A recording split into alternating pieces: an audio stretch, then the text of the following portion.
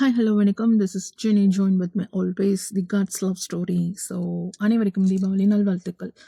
திருமங்கை ஆழ்வாரை பற்றி நம்ம தெரிஞ்சுக்கிட்டே வரோம். இப்போ திருமங்கை ஆழ்வார் என்ன பண்ணார் அப்படின்னு கேட்டிங்க அப்படின்னா, அதாவது அந்த மணமகன் மணமகள் உருவத்தில் வந்தது யார் அப்படின்னு கேட்டிங்க அப்படின்னா, யாரும் இல்லை, சாக்ஷாத் அப்படின்னு சொல்லுவாங்க இல்லையா, அதாவது நாராயணருடைய மனைவி.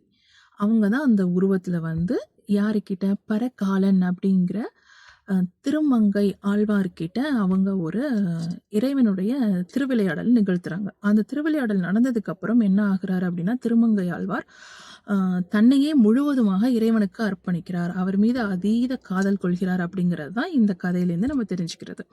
ஸோ இப்போ அந்த மணமகன் போட்டிருக்க மெட்டி முதற்கொண்டு இவர் என்ன பண்ணுறாரு, பற்களால் கடித்து எடுக்கிறாரு. ஆனால் வர மாட்டேங்குது. வந்து அந்த நகைகள் எல்லாம் ஒரு மூட்டையாக வச்சிருக்காரு. அந்த மூட்டையை தூக்க முடியல. உடனே திருமங்கை ஆழ்வார் கேட்கிறார், நீ என்ன மந்திரவாதியா அப்படின்னு கேட்கிறார். ஆனா அதுக்கு என்ன சொல்றாரு, அந்த மணமகன் உருவத்தில் இருக்கக்கூடிய நாராயணர் அவருடைய காதுல வந்து மெதுவா சொல்றார். அந்த 8 எழுத்து வார்த்தை சொன்னேன் இல்லையா, அது என்ன அப்படின்னு கேட்டிங்க அப்படின்னா, ஓம் நமோ நாராயணா அப்படிங்கிற அந்த 8 எழுத்து மந்திரத்தை அவர் காதுல உச்சரித்ததுமே அவர் என்ன பண்றாரு அப்படின்னு பார்த்தீங்க அப்படின்னா, சாதாரண மணப்பெண் மணமகன் உருவத்தில் இருந்த மனிதர்கள் கடவுளாக, அதாவது நாராயணராக, பெருமாளின் மனைவியாக, பத்மாவதி தாயாராக அவருக்கு காட்சி அருள்கிறார் அப்படின்னு நம்ம சொல்லலாம். ஸோ அந்த காட்சியை கண்டவுடன் இவர் என்ன பண்றாரு அப்படின்னா, அவர் திருடி கொண்ட மூட்டை இருக்கு இல்லையா, அந்த மூட்டையை அவர் காலடியிலேயே சமர்ப்பித்து விட்டு தன்னையும் முழுவதுமாக அர்ப்பணித்து விட்டு, நான் வணங்கிக் கொள்கிறேன், என்னுடைய உடல், ஆவி, உயிர் அனைத்துமே உங்களுக்கே சமர்ப்பணம். இன்றையிலிருந்து உங்களது புகழை நான் பல்வேறு தேசங்களுக்கும், அதாவது திவ்ய தேசங்கள்னு சொல்லுவாங்க இல்லையா, அதாவது அது போன்று பல நாடுகளுக்கும் சென்று உங்களது அருளை பாலிக்கிறேன், புகழ்ந்து உரைக்கிறேன் அப்படின்னு அன்னைக்கு தன்னை இறைவன் ஆட்கொண்டதுனால அவருக்கு திருமங்கை ஆழ்வார் அப்படிங்கிற பெயர் இன்னும் பரவலாக மாறியது அப்படின்னு நம்ம சொல்லலாம். ஸோ இதற்கு அப்புறம் அவர் எழுதக்கூடிய பாசுரம் என்ன அப்படின்னு கேட்டிங்க அப்படின்னா, பெரிய திருமொழி, அதாவது 1100 பாடல்களை கொண்டது. 4000 திவ்ய பிரபந்தம்னு கேள்விப்பட்டிருக்கும். ஏன்னா ஆழ்வார்கள் அனைவருமே அவர்கள் வணங்கக்கூடிய அந்த தேசத்தை திவ்ய தேசம் அப்படின்னு சொல்லுவாங்க. ஸோ இதில் அவர் எழுதக்கூடிய பாடல்கள் எத்தனை அப்படின்னு கேட்டிங்கன்னா, 1100 பாடல்கள் எழுதியிருக்கிறார். 1-2 பாடல்கள் இல்லை. அதில் முதல் பாடல் அப்படின்னு நம்ம பார்த்தோம் அப்படின்னா, அவர் முதல்ல அவர் இறைவனை நினைத்து அந்த டைம், அதாவது இறைவனை காண்கிறார் இல்லையா, நாராயணரே அப்படியே நம்மளுக்கு கண் முன்னாடி நிற்கும் போது அவர் சாதாரண மனிதர் தான் நினைத்தார். ஆனால் அந்த மனித உருவத்தில் வந்த கடவுள் தன்னை திருத்துவதற்காக வந்திருக்கிறார் அப்படிங்கும் போது தான் அவர் தன் கொள்ளையடித்த, அதாவது கொள்ளைக்காரன் அப்படிங்கிற அந்த பெயர் அன்றையிலிருந்து அவருக்கு நீங்கி, பிறகு ஒரு புலவர், ஒரு புனிதர் அப்படிங்கிற அந்த பட்டம் அவருக்கு வழங்கலாயிற்று.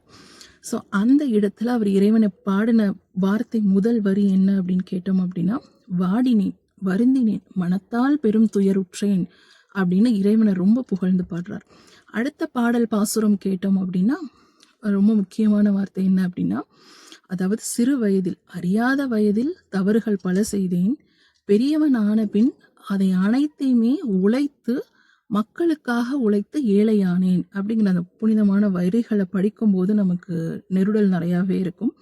அடுத்த வரிகள் பார்த்தீங்க அப்படின்னா, சோழ நாடு அப்படிங்கிறதுல ரொம்ப பெருமையாக சொல்லலாம். அந்த சோழ நாட்டில் தஞ்சை மண்ணில் இன்று நாம் காணக்கூடிய அந்த மாமணி கோயில், பெருமாளுடைய கோயில் அப்படிங்கிறது இங்கே எங்கே இருக்குது அப்படின்னு பார்த்தீங்க அப்படின்னா, தஞ்சை மண்ணில் தான் இருக்குது. அது நீங்கள் அந்த திருவையார் போகிற வழியில் பார்த்தீங்க அப்படின்னா, அந்த இடத்துல அந்த பெருமாள் கோயில் இன்றும் அப்படியே பல 1000 ஆண்டுகள் கடந்து இன்றும் அப்படியே இருக்குது. அது திருமங்கை ஆழ்வார் தன்னையே அர்ப்பணித்தது. அதாவது நாராயணனுக்கே நான்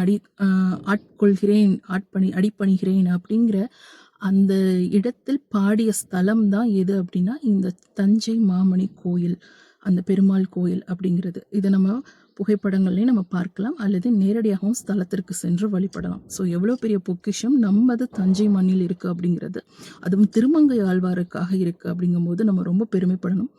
அந்த கோயில் ஸ்தலங்களை, வரலாறுகளை நம்ம புதுப்பிக்கணும், பல்வேறு மக்களுக்கும் நம்ம புகழ்ந்துரைக்கலாம் அப்படிங்கிறது தான் என்னுடைய கருத்து. அடுத்து பார்த்தீங்க அப்படின்னா, அவருடைய பாடலில் இதை வந்து தன்னுடைய பாடல்களை எழுதியிருக்கார் பெரிய திருமொழியில். அதாவது சோலை மாமதில் தஞ்சை மாமணி கோயில், தஞ்சைக்கு அவ்வளோ ஒரு பெரிய ஒரு பாராட்டு, புகழ்தலை குறிப்பிட்டு தன்னுடைய பெரிய திருமொழியில் எழுதியிருக்கார். இந்த பாசுரங்களை படித்த மக்களுக்கு அது நன்றாக புரியும்.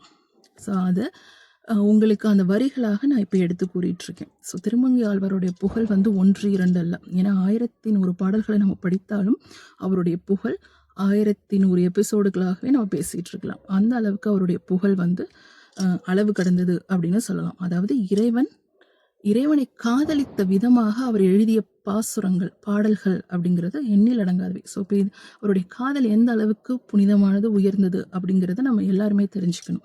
இறைவனை பார்த்த செகண்டே தன்னுடைய எல்லா ஒரு தீமைகளையும் விட்டுவிட்டு இறைவனிடத்திலேயே தன்னையே அர்ப்பணித்து அவருக்காக முழு சேவை செய்பவனாக மாறி தனது உடல் உயிரை அர்ப்பணித்த மிகப்பெரிய ஒரு மனிதர் அப்படின்னா இந்த திருமங்கை ஆழ்வார். அதுவும் நமது தஞ்சை மண்ணை சேர்ந்தவர்.